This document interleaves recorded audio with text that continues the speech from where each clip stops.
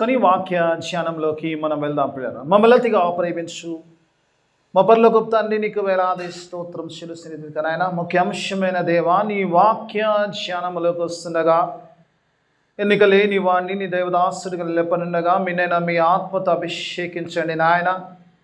కేవలము పరిశుద్ధాత్ముడికి స్వరమిచ్చేవాడిగా నన్ను నిలబెట్టుకోమని దేవవాక్యముతో నాతో మాతో మాట్లాడి మమ్మలందరినీ దేవా బలపరిచి నాయన స్థిరపరిచి ఈ స్థలం నుంచి పంపించమని యేసయ్య అతి పరిశుద్ధ నామమున అడిగి వేడుకుంటున్నాను తండ్రి, ఆమేన్. హల్లెలూయా. దేవుని స్తోత్రం. కొన్ని నిమిషాలు దేవుని వాక్యాన్ని ధ్యానించుకుందాం పిల్లరా. మరి దావీదు రాసిన 145వ కీర్తనల నుంచి కొన్ని మాటలు చదువుకున్నాం పిల్లరా. ఈ కీర్తనలో దావీదు దేవుని స్తుతిస్తూ ఉన్నాడు పిల్లరా. దేవునికి ఆయన స్తుతిగానము చెల్లిస్తున్నాడు. మొట్టమొదటిగా మరి ప్రారంభం నుంచి గమనిస్తే కనుక మరి దేవుణ్ణి ఆయన ఎల్లప్పుడూ కూడా ఐ విల్ ప్రైజ్ యూ అంటాడు. ఎప్పుడు కూడా నిన్ను మొరపెడతాను, నిన్ను స్తుతిస్తాను అంటాడు. తరతరములు అంటాడు. Forever and ever I'm going to praise you అంటాడు. Forever and ever I'm going to praise you అంటాడు. అని ఇంకా కిందికి వస్తుంటే అంటాడు ఎవ్రీ డే గురించి మాట్లాడతాడు. స్తుతి తరములు కాకుండా అంటాడు, ప్రతిదినము అంటాడు, నిత్యము కాకుండా ప్రతిదినము నిన్ను స్తుతిస్తానంటాడు. నిజంగా కొన్నిసార్లు అనిపిస్తుంది. దావీదు అంటాడు, ఒక విశ్వాసి దేవుని నమ్మేవాడు ఎలా ఉండాలంటే we have to praise God everyday.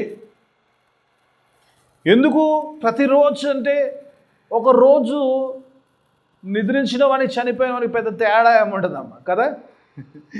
నిద్రించిన వానికి చనిపోయిన వానికి పెద్ద తేడా ఏముండదు. ఈ లోకంతో సంబంధం కట్ అయిపోతుంది. మళ్ళీ తెల్లవారితే లేస్తే కానీ మనకు కాంటాక్ట్ ఉండదు. మన ప్రాణం ఎక్కడుంటో తెలియదు అని ఇద్దరిలో కదా. కానీ నిజంగానే అందుకే అంటాడు every time we get up. ఎందుకంటే లేచినప్పుడు దేవుడు ఇంకొక నూతన దినమును అనుగ్రహించినందుకన్నా దేవుని స్తుతించాలి. We have every reason that we have. ఇక్కడ ఆయన మనకు ఊపిరి ఉంచాడు కాబట్టి we have to praise every day. చాలా విషయాలు చెప్తాడు దేవుడు. అంటాడు దేవుడు అంటాడు కదా, తరతరములు అంటాడు, తరతరములు నిన్ను స్తుతించును అంటాడు. దేవుని శక్తిని బట్టి అంటాడు, దేవుని యొక్క అద్భుతమైన క్రియల్ని బట్టి దేవుని స్తుతించాలంటాడు, దేవుని యొక్క నమ్మకత్వమును బట్టి అంటాడు. ఇంకా కొన్నిసార్లు ఇవన్నీ మనము చెప్పుకుంటోకపోతే కనుక అక్కడే ఉంచాము. మన వాక్య భావంలోకి రాంపిడారు. అందుకే దేవుని వాక్య భావంలో దేవుని ఎందుకు స్తుతించాలి అన్న విషయాలు ఇవన్నీ కూడా. ఎందుకంటే ఆయన పడిపోయిన వారిలో నుంచి మరి అంటే కింద దిగజారిన స్థితిలో వారిని లేవనెత్తేవాడు. ఆయన is a wonderful God. He uplifts them. For that we have to praise him అన్నట్టుగా అది చాలా విషయాలు రాస్తుంటాడు. నేను ఈరోజు పిల్లలు ఈ కింది వచనాల్లో ఉండాలి. మొట్టమొదటిగా చూసినప్పుడు ఇక్కడ మొట్టమొదటిగా దేవుణ్ణి స్తుతిస్తున్నప్పుడు దేవునికి ఎలా మొరపెట్టాలన్న విషయాలు ఈ యొక్క చివరి భాగాల్లో రాస్తున్నాడు. స్తుతిస్తున్న దావీదు ఒక విశ్వాసికి నేర్పిస్తుందంటే హౌ టు ప్రే గాడ్. దేవుణ్ణి ఎలా మొరపెట్టాలి, దేవుని మొరపెట్టేటప్పుడు ఒక విశ్వాసికి ఏం కలిగి ఉండాలన్న విషయాల గురించి మరి రాస్తుంటాడు. మొట్టమొదటిగా 17వ వచనంలో కనుక గమనిస్తే ఒకసారి చదువుకుందాం. అంటే దేవుని విషయం చెప్తాడు, దేవుని గురించి చెప్తాడు, దేవుని యొక్క గుణముని గురించి చెప్తాడు. Lord is righteous in all his ways అంటాడు. ఒకసారి చదువుకుందామా, తెలుగులో ఒకసారి చదివినిపించండి ఒకసారి. మొదటి వచనం 17వ వచనం ఒకసారి చూద్దాం.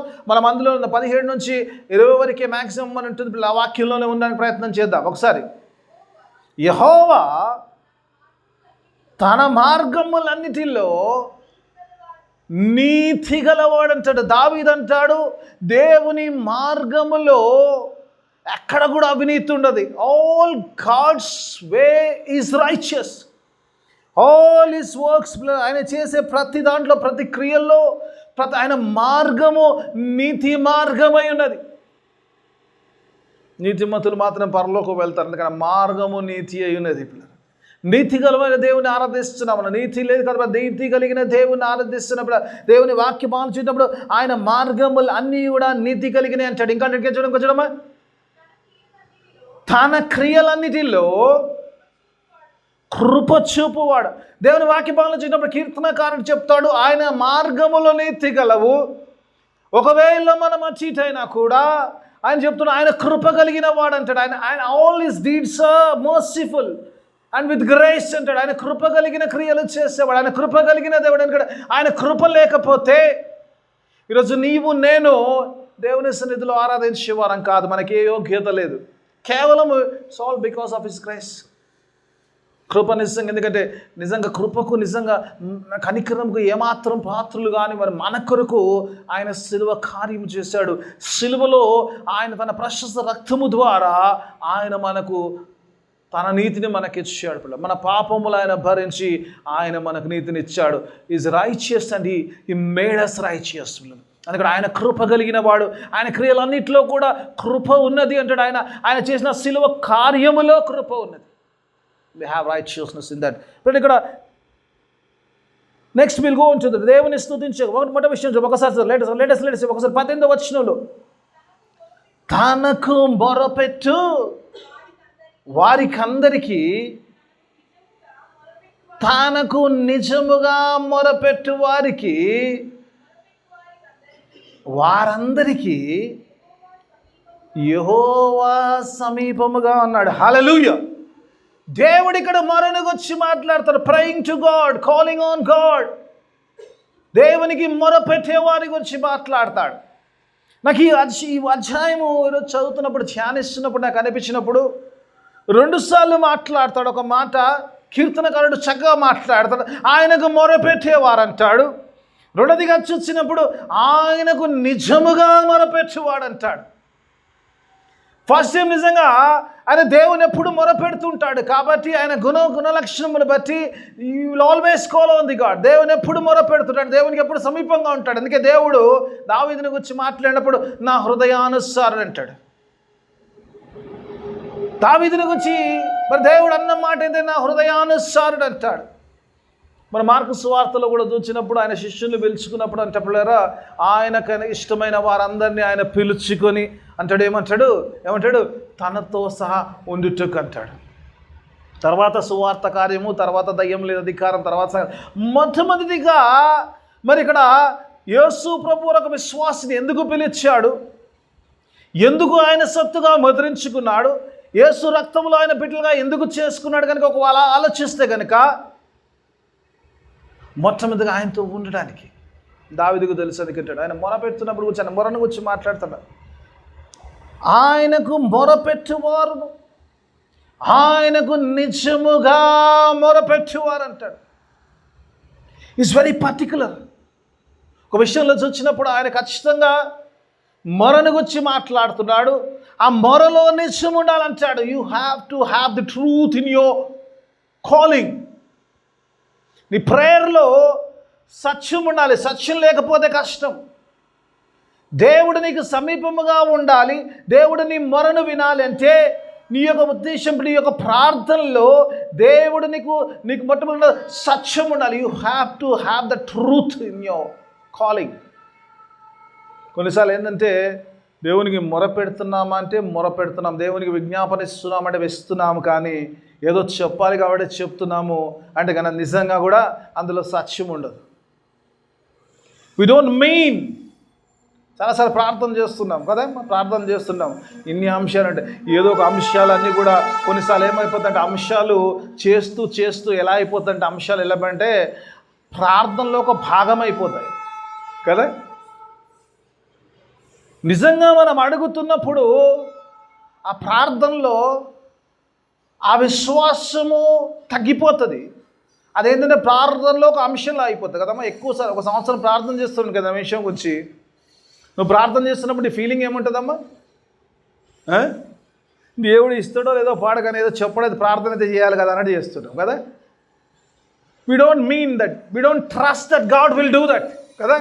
నిజంగా ప్రార్థనలో నిజం సత్యం ఉంటుందమ్మా? సత్యం లేదు. ఏదో ప్రార్థన చేయాలి కాబట్టి ఆ అంశం అలవాటు అయిపోయింది కాబట్టి, అంశం ఒక భాగం అయిపోయింది కాబట్టి ప్రార్థనలో ఒక భాగముగా దాన్ని ప్రార్థించడం చేస్తున్నాం, కానీ we don't mean what we're praying. అందుకే దావీదు ఇక్కడ స్పెసిఫిక్గా ఉంటున్నాడు. When you're praying, your prayer should have that faith. దేవుల్లో విశ్వాసం ఉండాలి. అది సత్యమైన ప్రార్థన అయి ఉండాలి, సత్యమైన మొర అయి ఉండాలి. ఈ మొరలో సత్యం ఉండాలి. అప్పుడే దేవుడు నీకు సమీపంగా ఉంటాడు, అప్పుడు నీకు ఉత్తరం ఇస్తాడన్న సంగతిని మాట్లాడుతుంటాడు. 23వ కీర్తన మనందరికీ తెలిసిన విషయమే కదమ్మా. దావీదు కీర్తన ప్రారంభిస్తున్నప్పుడు ఏం చేస్తాడు? యెహోవా నా కాపరి. నేను కొన్నిసార్లు నిజంగా ఆ కీర్తన యొక్క ప్రారంభము ఎంత బ్యూటిఫుల్గా ఉంటుందంటే, తర్వాత ఆయన అది ఇస్తాడు, ఇది ఇస్తాడు, అందరు చేస్తాడు. ఇవన్నీ కూడా విశ్వాసంలో వస్తుంది. మొట్టమొదటి ఇవన్నీ దేవుడు నాకు అనుగ్రహించే ముందు ఈ ఈజ్ మై షెపర్డ్, ఈ ఓన్స్ మీ.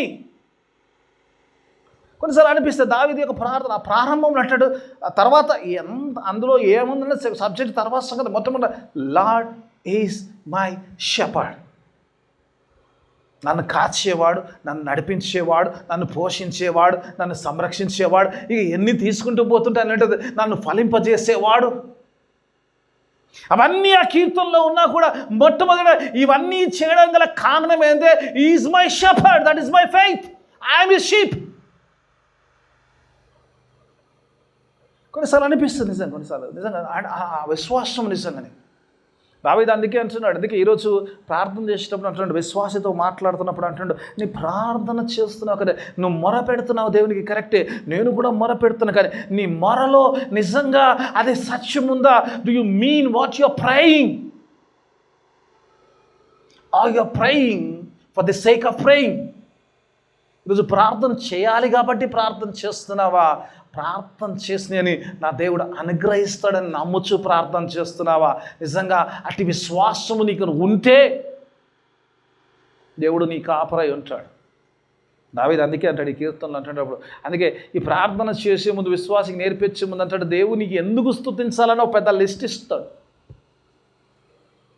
ఆయన ఊరికినే స్తుతించొద్దమ్మా, ఆయన గొప్పవాడు, ఆయన స్తుతించదగినడు వాడు. ఆయన మన స్తుతులకు అర్హుడు కాబట్టే స్తుతిస్తున్నాము. ఆయన మన వరలు వింటాడు కాబట్టి ఆయనకు మొర పెడుతున్నాం. కానీ నువ్వు మొర పెడుతున్నప్పుడల్లా కూడా నువ్వు జాగ్రత్తగా చూసుకోవాలంటే నీ మొరలో సత్యముందా? నీ మొరలో సత్యముందా అంటే నీ మొరలో విశ్వాసం ఉందా? నీ మొరలో విశ్వాసం ఉంటే 4వ వచనంలో ఒక చక్కని మాట అంటాడమ్మా కీర్తనలో. చూద్దాం ఒకసారి, చూద్దామా 23వ కీర్తన 4వ వచనం చూద్దాం బిడ్డ. దావీదు ఏమంటున్నాడు చూద్దాం, 4వ వచనంలో చూద్దాం ఒకసారి, చూద్దాం బిడ్డ.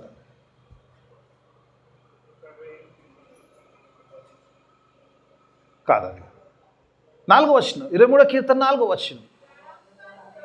గాఢాంధకారపు లోయలో నేను సంచరించినను ఏ అపాయమునకు భయపడను. తర్వాత అమ్మ తక్కిన అన్ని తర్వాత సంగతి మొదలెడు. గాఢాంధకారపు లోయలో నేను సంచరించిన ఏ అపాయమునకు నేను భయపడను. ఎందుకంటే నీవు నాకు, ఆయన ప్రారంభంలో సత్యం ఉంది కాబట్టి వాక్యం ఏమంటాడు, నీవు నాకు తోడై ఉన్నావు. అదే మాట నీకు నాకు నేర్పిస్తున్నాడు. 45వ కీర్తనలు ఏమంటాడు, when you pray in the truth God is so near to you. In spite of all the difficult, నీ జీవితంలో అనేకమైన సమస్యలు ఉండొచ్చు, అనేకమైన ఇబ్బందులు ఉండొచ్చు. అన్ని ఇబ్బందుల మధ్యలో కూడా దేవుడు నీకు తోడై ఉన్నాడు, దేవుడు నీతో ఉన్నాడు. ఇబ్బందులు ఉన్నాయండి, యాస్ ఇబ్బందులు ఉన్నాయి, ఇబ్బందులు ఉన్నాయి, కానీ ఆ ఇబ్బందులన్నిటినీ సరిచేయగలిగిన దేవుడు మనతో ఉన్నాడు. When you have the truth in your prayer, నీ ప్రార్థనలో విశ్వాసం ఉంటే. ఓ సందర్భము చాలా మంచిగా అనిపిస్తుంది నాకు. యేసు ప్రభు వారి 33 సంవత్సరాల జీవితంలో మనం ఆధారికి వెళ్తామంటాడు. మనందరూ తెలిసిన స్టోరీ కదా. ఓడలో వెళ్తుంటారు కదా 12 మంది శిష్యులు, ఆ గిరాసాకు అవతల వెళ్తుంటారు. యేసు ప్రభు వారు చక్కగా పడుకొని ఉంటారు కదమ్మా. ఎక్కడికైనా సడన్గా ఒక తుఫాన్ వచ్చిందంటే అతలాకుతలం అవుతుంది, అతలాకుతలం అవుతుంది. ప్రభువుని లేపుతారంట. కొన్నిసార్లు అనిపిస్తుంది, అంటే పేతురు లాంటి ప్రభు అందరి జాలర్లో పిలిచాడు కదా, చేపలు పట్టేటోళ్ళు పిలిచారు. వాళ్ళ కొత్త ఏమనేది సీన్ కదా, ఆ సీన్ కొత్త కాదు. కానీ ఏం చేస్తారు, లేపుతారు, మొర పెడుతుంటారు. They were crying to God, God God get up, we are perishing. ఏదో మనం కొత్త చూసినట్టు వాళ్ళు ఎప్పుడు చూస్తుంటారు కదా, చేపలు పట్టేళ్ళు అంతా రెగ్యులర్ చూస్తుంటారు కదా. కానీ దేవా మేము నశిస్తున్నాము, వి ఆర్ పెరిషింగ్. అప్పుడు దేవుడు ఏమంటాడమ్మా?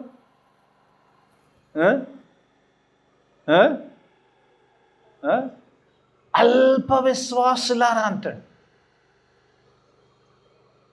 నేను ఈ సందర్భాన్ని ఎందుకు చెప్తున్నట్టు అమ్మ పిల్లరా,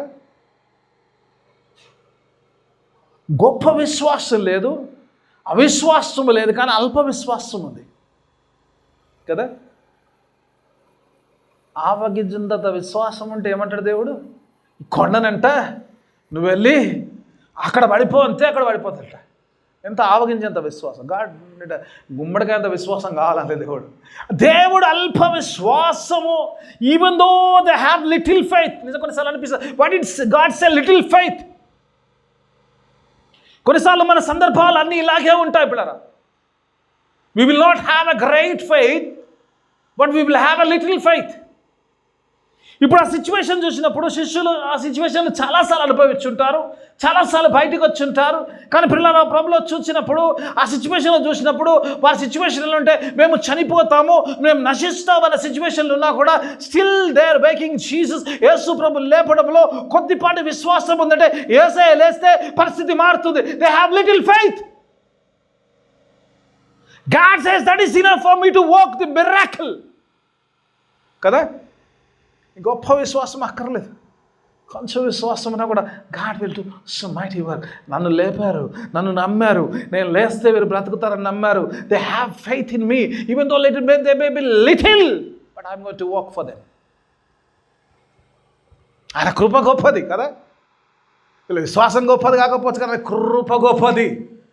అందుకే కీర్తనకారుడు ఇక్కడ చెప్తాడు, వారు మొర పెడుతున్నప్పుడు ఏంటంటే యేసయ్య పడుకున్నంతసేపు ఏ కార్యం జరగదు, యేసు ప్రభువు లేస్తే కానీ కార్యం జరగదు. Let's wake him up.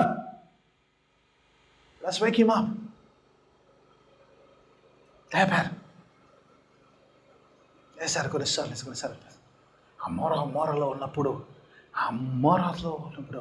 లేచి ప్రభు వారిని గద్దించాడు, కానీ పరిస్థితులన్నీ కూడా ఆదిలో తీసుకొచ్చాడు. ఎందుకంటే సృష్టికర్తతో వారు ఉన్నారు. హల్లెలూయా. We have a God. అందుకే దేవుడు అంటాడు, నీ మొరలో సత్యం ఉంటే, నీ మొరలో విశ్వాసం ఉంటే దేవుడు నీకు అద్భుత కార్యములు చేయడానికి సంసిద్ధుడై ఉన్నాడు. The thing is that you should have truth in your prayer. నీ మొరలో సత్యం ఉండాలి. అది లోపిస్తుంది చాలాసార్లు. సత్యము లోపించిన మొరలు చేస్తున్నప్పుడు పిల్లరా మన జీవితంలో మన కార్యాలు చూడలేం. ప్రభు అదే ఈరోజు కీర్తనకారుడు అదే నేర్పిస్తున్నాడు. అక్కడ అదే అంటాడు, నేను లేనా అంటే నేను ఉన్నాను, గాఢాంధకారపు లోయల్లో ఉన్నాను, కానీ ఆ లోయలో నాతో నా ప్రభు ఉన్నాడు. హల్లెలూయా. ఎంత సంతోషమమ్మా. ఈవెన్ దో నేను ఆ గాఢాంధకారపు లోయలో ఉన్నా కూడా నాకు భయం ఎందుకు లేదంటే నాతో నా ప్రభు ఉన్నాడు. ఎంతమంది వినగలుగుతున్నారు ఈ సమస్య ఉన్నది. ఈ సమస్యలో నా యేసయ్య నాతో ఉన్నాడు. ఎవరు లేకపోవచ్చు, ఎటువంటి లేకపోవచ్చు, కానీ the God is with me. సత్యమును అనుసరించే వాళ్ళు తక్కువైపోయారు. Everybody is taking the shelter of life. బ్రతకడానికి నిజంగా ఈరోజు మనం అన్న మాటకు విలువ లేదు, దేనికి విలువ లేదు. ఇక్కడ we don't stand on the truth. సత్యం మీద నిలబడటానికి లేదు. ఈరోజు అబద్ధంలో జీవిస్తున్నాం. మనం చెప్పడానికి మాత్రం సత్య దేవుని ఆరాధిస్తున్నామని చెప్తున్నాం. We say that we worship the God of truth. విశ్వపోబడు కదా, నేనే మార్గమును సత్యమును జీవమై ఉన్నాడు. అట్టి మార్గము సత్యము జీవమైన ఆ దేవుని ఆరాధిస్తాను. నా జీవితంలో సత్యం లేకపోతే ఏం సాధిస్తున్నావు? You cannot have God near to you when you don't have truth in your prayer. యేసు ప్రభువు ఒక ఉపమానం చెప్తారమ్మా. ఉపమానము చాలా వండర్ఫుల్ ఉంటుంది. ఒకవేళ అయితే స్టే ఇన్ దిస్, ఈ వచనం మీద ఉంటాను నేను. ఐ డోంట్ వాంట్ టు నిజంగా దేవుడు కొన్ని తలంపులు ఇచ్చిన అవి ముందు ఉంచాలని ఆశ కలిగి ఉన్నాను. నేను కింది వచనంలో వెళ్ళకముందు మనందరికీ తెలిసిన సందర్భం నిజంగా లూకా సువార్త 18వ అధ్యాయంలో కనబడుతుంది. ఇక్కడ ప్రభు అంటాడు, ఇద్దరు వ్యక్తులు ప్రార్థన చేసేందుకు వెళ్ళారంట. ఎవరమ్మా? ఒక పరిచయుడు, ఒక సుంకరి. మనకు అంత చిన్నప్పుడు సండే స్కూల్ నుంచి వింటున్నాం ఈ స్టోరీ. ఈ స్టోరీలోకి నేను పోను, ఆ కాంటెక్స్లోకి నేను పోను కదా. అందరికీ తెలిసిన స్టోరీ. ఇద్దరు వ్యక్తులు ప్రార్థన చేయడానికి వెళ్ళారు. ఇద్దరు వ్యక్తులు ప్రార్థన చేయడానికి వెళ్తున్నప్పుడు ఒక వ్యక్తి పరిచయం యొక్క ప్రార్థన మనందరూ తెలిసింది కదా, దేవానికి స్తోత్రం అంటాడు. Okay, right, okay, is praising God, wonderful. Praising God is a wonderful thing. God is praising. And what is the reason is praising అని ఒకవేళ గమనిస్తే కనుక, నేను పాపిని కానందుకు నీకు స్తోత్రం అంటాడు.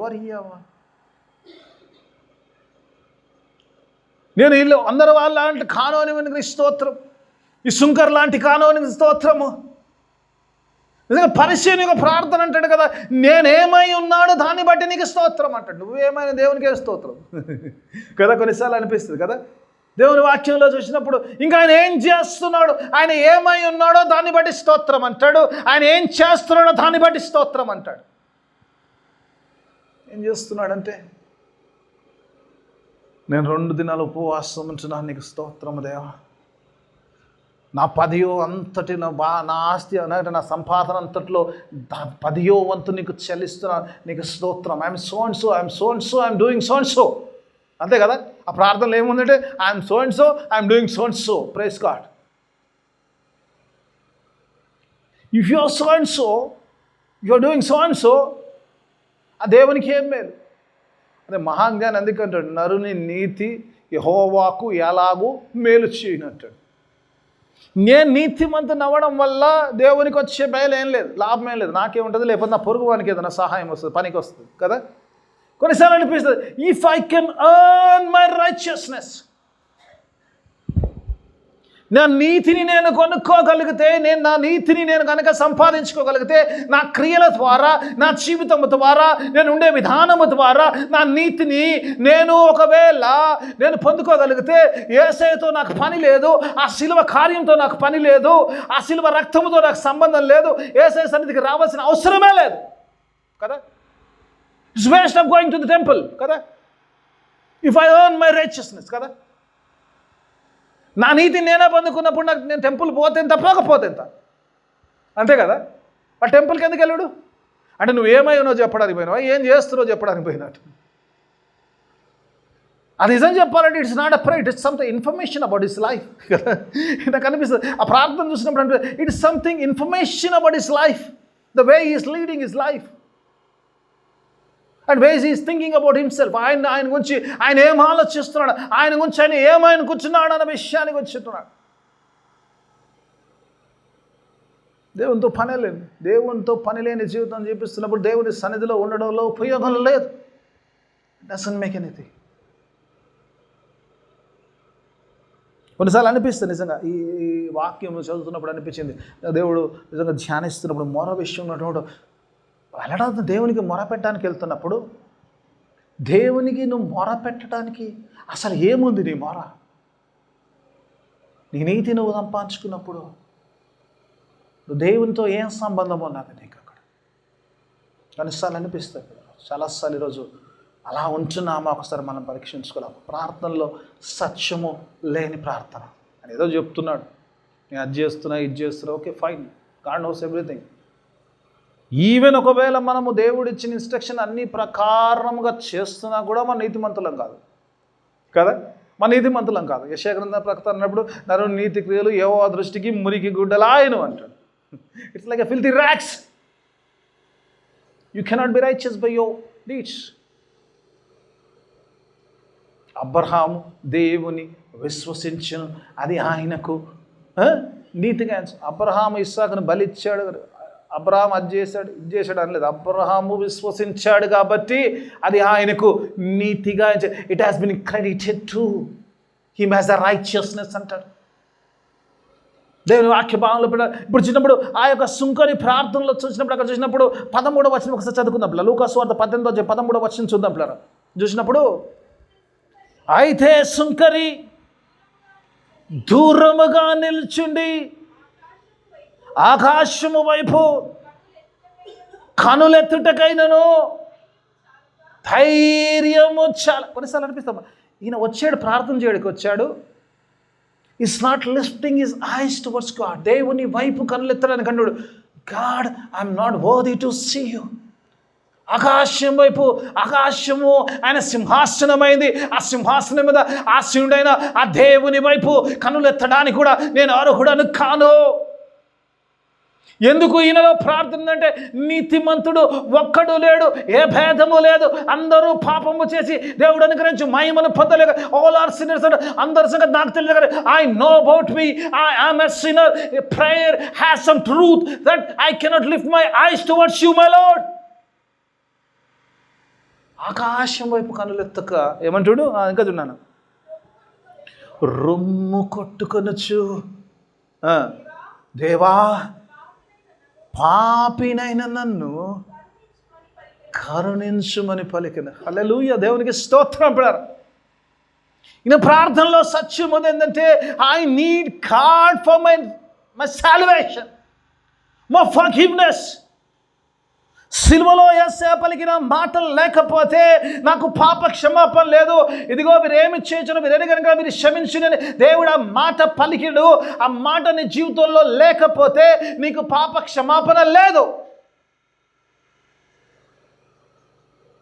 రెండో మాట, ఆయన ఒకవేళ కనుక నేడు నీవు నాతో కూడా పరదయస్సులో ఉండు అన్న మాట నీ జీవితంలో లేకపోతే, సిలువలో పలికిన మాటలైతే నీకు ఆయన ఇచ్చే జీవము లేదు. When you have that first word, you will be in that second word. కదా, ఆ దొంగతో అన్నాడు కదమ్మా, వాడు మంచోడా, పనికి మాలినోడు. నిజంగా కన్ఫెషన్, ఆ క్రాస్లో కన్ఫెషన్ ఏముంటుందంటే, పక్కనున్న గద్దిస్తాడంట, అరే బాబు ఇది మనకు సరి అయిందిరా బాబు, ఈ శిక్షకు మనమేమి కాదు, మనకి ఏ శిక్ష అయితే ఇచ్చాడో ఈ శిక్ష right, this is a right punishment for us, because we deserve what we have done. ఈ లోకంలో మనం చేసిన వాటికి మనం ఏదైతే పొందుతున్నామో దీనికి మనం అర్హులము. You are receiving the right punishment, but is not like that. You are receiving for the sake of the salvation of this world. ఈ లోక రక్షణ కొరకు ఆయన సిలువలో బలిగా తన్ను తాను అర్పించుకున్నాడు. ఆయనకు నువ్వు మొరపెడుతున్నప్పుడు కొద్దిపాటి కూడా కన్ఫెషన్ లేకుండా, కొద్దిపాటి కూడా నీ జీవిత సత్యము నీకు తెలియకపోతే, ఆ మొరలో తండ్రి నువ్వు నీ రాజ్యంలో జ్ఞాపకం చేసుకునే ముందు ఈ was confessing about his life. అందుకే ఆ ప్రార్థన వల్ల, చివరి ప్రార్థన అంత గొప్ప ప్రార్థన. ఎందుకంటే ఆ ప్రార్థనకు ముందు ఒప్పుకున్నాడు, పిల్లల సత్యాన్ని ఒప్పుకున్నాడు, ఆయన జీవితాన్ని ఒప్పుకున్నాడు, అని ఏమై ఉన్నాడు, పాపిగా ఉన్నాడు. ఆయన చేసిన పాపమునకు ఏ శిక్ష అయితే పొందుతున్నాడో దానికి ఆయన deserve that. But is asking and is crying for the mercy of God. దేవుని కృప కొరకు సత్యముతో మొరపెడుతున్నప్పుడు ఆయన కార్యాల్లో కృప ఉంటుందంట, ఆయన మాటల్లో కృప ఉంటుంది, ఆయన రాకడలో కృప ఉంది, ఆయన ఎత్తబడడంలో కృప ఉంది. ఆయన ఎత్తబడితే నువ్వు నేను ఎత్తబడతాం కాబట్టి దేవునికి స్తోత్రం. దేవుడు అందుకే ఈరోజు కీర్తనకారుడు అందుకే చక్కగా అంటాడు, మొర పెడుతున్నప్పుడు please take care of your prayer. When your praying, keep a watch on your prayer, whether you pray and the truth are not. ఈరోజు నువ్వు సత్యంలో ప్రార్థన చేస్తున్నావు. ఈరోజు నువ్వు ప్రార్థన చేసే ప్రతి అంశము డూ యూ రియల్లీ మీన్, నిజంగా దేవా నిజంగా ఇది చేస్తావని నమ్ముతున్నానయ్యా, ఇందులో నా యొక్క సత్యముతో యథార్థంతో ప్రార్థన చేస్తున్నా, నీవు మాత్రమే నాకు ఇవ్వగలుగుతావు. ఆ దొంగ ప్రార్థన చేసినప్పుడు నీవు మాత్రమే నన్ను విమోచించగలుగుతావు, అందుకే నీ రాజ్యంలో నన్ను జ్ఞాపకం చేసుకున్నాడు.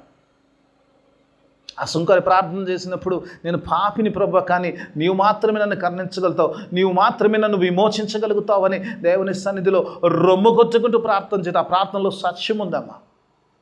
కీర్తనకారుడు నేర్పిస్తున్నాడు. ఈరోజు అందరం అనుకుంటాం దేవుడు సమీపంగా ఉండండి, రెడీగా ఉండండి, God is ready, but do you have truth in your prayer? If you have truth in your prayer, God is at your side. దేవుడు కీర్తనకారం ద్వారా ఈరోజు నీతో నాతో మాట్లాడుతాడు. అందుకే దేవుని ఆరాధించేవారు అంటాడ, యోహాను సువార్తలు అంటాడు, దేవుని ఆరాధించేవారు ఆత్మతోనూ సత్యముతోనూ ఆరాధించవలెను. ఎప్పుడైతే నీ యొక్క మొరలో, నీ ఆరాధనలో సత్యము ఆత్మ కలిగి ఉంటుందో దేవుడు నీకు సమీపంగా ఉంటాడు. దేవుని వాక్యం అందుకే ఈరోజు నీతో నాతో మనం ప్రార్థన చేసినప్పుడు let us be careful about praying in the truth. ఆ సత్యములో ప్రార్థన చేసి దేవుని పొందుకున్న వారిగా ఉంటూ దేవుడు మన మొరలన్నీ ఆలకించి తన జవాబిస్తానన్నాడు. అట్టి దేవుని కలిగిన వారికి ఉండడానికి దేవుడు తన కృపా సహాయాన్ని మనందరికీ అనుగ్రహం. అందరం లేచి నిలిచిన ప్రార్థన ప్రభుని ప్రార్థన ఆశీర్వాదము సెలవుతోటి ప్రార్థన ఉంచుకుందాం. మమ్మల్ని అతిగా ప్రేమించు మా పరలోక తండ్రి, నీకు వేలాది స్తోత్రం చెల్లిస్తున్నాం. గొప్ప దేవ, శక్తి మంత్ర సృష్టికర్త, సర్వాధికారి, నీకు స్తోత్రం చెల్లి. ఇలా నాయన చక్కని మాటలు మాతో మాట్లాడు. అవును నాయన, మేము ప్రార్థన చేసినాం, మేము మొరపెట్టినప్పుడల్లా కూడా నాయన ఆ మొరలో సత్యములా చూసుకుంటాకు నాయన దావీదు నేర్పించిన ఈ మంచి మాటల ప్రకారం మేము ముందుకెళ్ళేటకు సహాయం తెచ్చి విశ్వాసముతోనూ సత్యముతోనూ నాయన అలాగే పశ్చాత్తాపముతో ప్రార్థన చేసేవారిగా ఉండుటకు నాయన అట్టి కృప సహాయం దయచేయమని విత్తబడిన వాక్యం అందరి జీవితంలో ఫలబద్ధ వాక్యం చేయని వాక్యానుసారమైన జీవితాన్ని దయచేయండి. చేరొచ్చిన ప్రతి ఒక్క బిడ్డను సంఘమును బిడ్డను ఆశీర్వాదంతో నింపి పంపించమని యేసయ్య అతి పరిశుద్ధ నామమున అడిగి వేడుకుంటున్నాను తండ్రి. ఆమేన్.